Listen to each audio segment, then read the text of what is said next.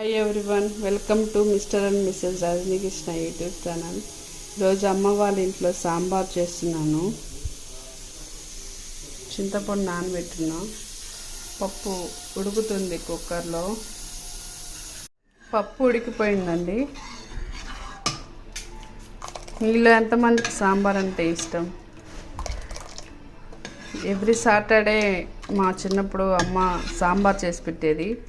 నేను మా చెల్లి పోటాపోటీగా నువ్వు ఎక్కువ తింటావా నేను ఎక్కువ తింటానని పోటాపోటీగా తినేవాళ్ళం. ఉడికిన పప్పులను చింతపండు కలుపుకుందాం. తిరగమాత గింజలు రెడీ చేస్తున్నాను, వేసుకుంటున్నాను. నిమ్మకాయలు తీసేసాను.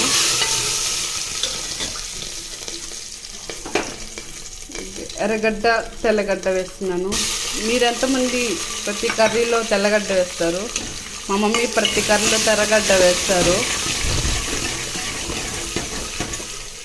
కరివేపాకు నీళ్ళు దోరగా వేగిన తర్వాత పసుపు వేసుకున్నానండి.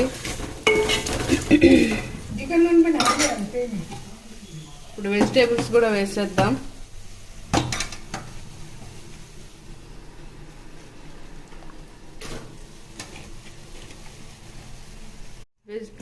సాంబార్లో వెజిటేబుల్స్ అందరూ తింటారా అండి? మా పెద్ద పాప వచ్చేసి ఓన్లీ బ్రింజలు మునక్కాయ తింటుంది. మా చిన్న పాప ఓన్లీ బెండకాయ మాత్రమే తింటుంది.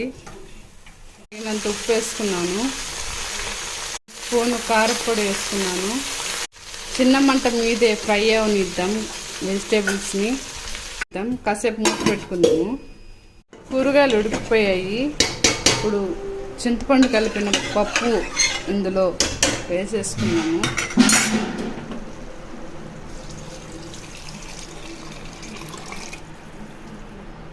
సాంబార్ మీకు చిక్కగా ఉంటే ఇష్టమా, పల్చగా ఉంటే ఇష్టమా?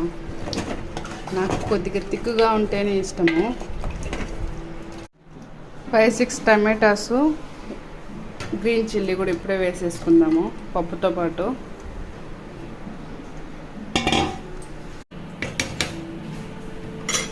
ఇప్పుడు మూత పెట్టుకొని ఉడకనిద్దాం. సాంబార్ పొడి వేస్తున్నాను. మీరే సాంబార్ పొడి వాడతారండి? సాంబార్ పౌడర్ వేసిన తర్వాత కాసేపు ఉడకనిద్దాము. మూత పెట్టుకుందాం చిన్న మంట మీద.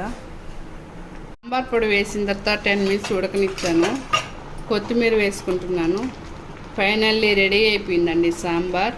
Please like, share, subscribe my channel. Please support me.